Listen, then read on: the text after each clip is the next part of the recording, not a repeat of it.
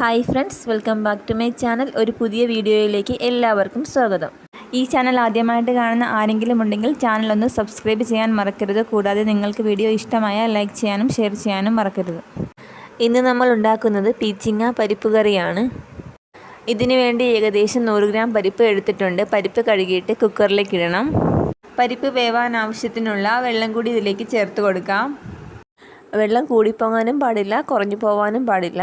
പരിപ്പ് വേവാൻ ആവശ്യത്തിനുള്ള വെള്ളവും ഒരല്പം കൂടി വെള്ളവും കൂടി വേണം. ഇനി ഇതിലേക്ക് ഒരു 1/4 ടീസ്പൂണോളം മഞ്ഞൾപ്പൊടി ചേർത്ത് കൊടുക്കാം. ആവശ്യത്തിനുള്ള ഉപ്പും കൂടി ചേർത്ത് കൊടുക്കാം. 3 പച്ചമുളക് കീറിയത് കൂടി ചേർത്ത് കൊടുക്കാം. നല്ല എരിവ് വേണമെങ്കിൽ 5 പച്ചമുളക് വരെ ചേർക്കാം. ഇനി കുക്കർ അടിച്ച് നന്നായിട്ട് വേവിച്ചെടുക്കാം. ഞാൻ ഇവിടെ ഏകദേശം ഒരു 7 വിസിലാണ് ഇടുന്നത്. ഓരോ കുക്കറിനും വേകാനാവശ്യമായ വിസിലിൻ്റെ എണ്ണം വ്യത്യസ്തമായിരിക്കും. ഇവിടെ ഇപ്പം പരിപ്പ് നന്നായിട്ട് വെന്ത് വന്നിട്ടുണ്ട്. നമുക്കിനി ഇതിലുള്ള അരപ്പുണ്ടാക്കണം. അതിനുവേണ്ടി ഒരു മിക്സിയുടെ ജാറിലേക്ക് ഏകദേശം ഒരു 1.5 കപ്പ് തേങ്ങ ചിരകിയത് ഇട്ട് കൊടുക്കാം. ഒരു 3 കഷ്ണം ചുമന്നുള്ളി അരിഞ്ഞതും, ചെറിയ ചുമന്നുള്ളിയാണ് 3 എണ്ണം എടുത്തിരിക്കുന്നത്. അതുപോലെ 2 ചെറിയ വെളുത്തുള്ളി അരിഞ്ഞതും കൂടി ചേർത്ത് കൊടുക്കാം. ഇനി ഇതിലേക്ക് കുറച്ച് കറിവേപ്പിലയും കൂടി ചേർത്ത് കൊടുക്കാം. അരയ്ക്കാൻ ആവശ്യത്തിനുള്ള വെള്ളം കൂടി ചേർത്തിട്ട് നന്നായിട്ട് ഇതൊന്ന് അരച്ചെടുക്കണം. വേണമെങ്കിൽ ഒരല്പം നല്ല ജീരകം കൂടി ചേർത്ത് കൊടുക്കാം. ഞാനിപ്പോൾ ഇവിടെ നല്ല ജീരകം ചേർക്കുന്നില്ല. നന്നായിട്ട് തേങ്ങയെല്ലാം അരഞ്ഞ് വന്നിട്ടുണ്ട്. ഇനി പീച്ചിങ്ങ വേവിക്കണം. അതിനുവേണ്ടി 2 പീച്ചിങ്ങ തൊലിയെല്ലാം കളഞ്ഞ് അരിഞ്ഞെടുത്തിട്ടുണ്ട്. ഞാനതിൻ്റെ തൊലി മൊത്തത്തിലാണ് കളഞ്ഞെടുത്തിരിക്കുന്നത്. വേണമെങ്കിൽ ആ അര മാത്രം കളഞ്ഞെടുത്താൽ മതി. ഇനി ഒരു ചട്ടി ചൂടാക്കാൻ വയ്ക്കാം. ചട്ടി നന്നായിട്ട് ചൂടായിട്ട് വരുന്ന സമയത്ത് അതിലേക്ക് കുറച്ച് വെളിച്ചെണ്ണ ഒഴിച്ചു കൊടുക്കാം. എണ്ണ നന്നായിട്ട് ചൂടായിട്ട് വരുമ്പം അതിലേക്കൊരു 3/4 ടീസ്പൂണോളം കടുകിട്ടൊന്ന് പൊട്ടിക്കണം. കടുകെല്ലാം പൊട്ടിക്കഴിയുമ്പോഴേക്കും കുറച്ച് കറിവേപ്പില കൂടി ചേർത്ത് കൊടുക്കാം. കറിവേപ്പില ഒന്ന് മൂത്ത് വരുന്ന സമയത്ത് നമ്മൾ അരിഞ്ഞു വെച്ചിരിക്കുന്ന പീച്ചിങ്ങ ഇതിലേക്ക് ചേർത്ത് കൊടുക്കണം. എന്നിട്ട് നന്നായിട്ടൊന്ന് ഇളക്കി യോജിപ്പിക്കാം. ഇനി ഇതിന് ആവശ്യത്തിനുള്ള ഉപ്പും കൂടി ചേർത്ത് ഒന്ന് ഇളക്കിയെടുക്കണം.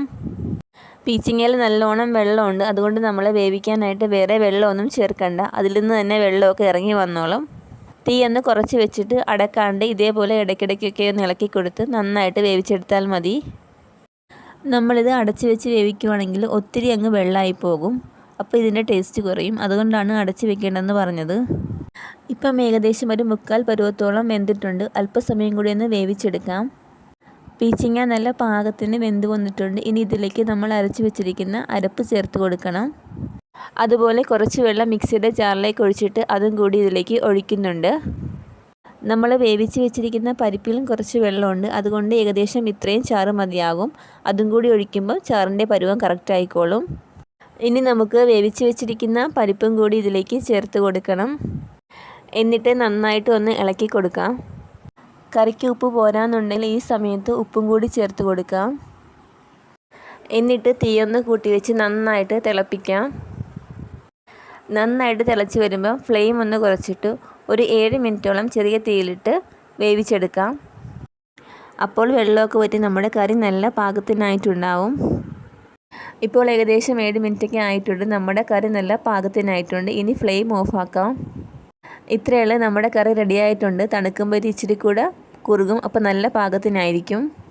ചോറിൻ്റെ കൂടെ കഴിക്കാനൊക്കെ നല്ലൊരു ഒഴിച്ചുകറിയാണ്. എല്ലാവരും ഒന്ന് ട്രൈ ചെയ്ത് നോക്കണം. ഇതുപോലെ പുതിയൊരു വീഡിയോയുമായിട്ട് നമുക്ക് വീണ്ടും കാണാം.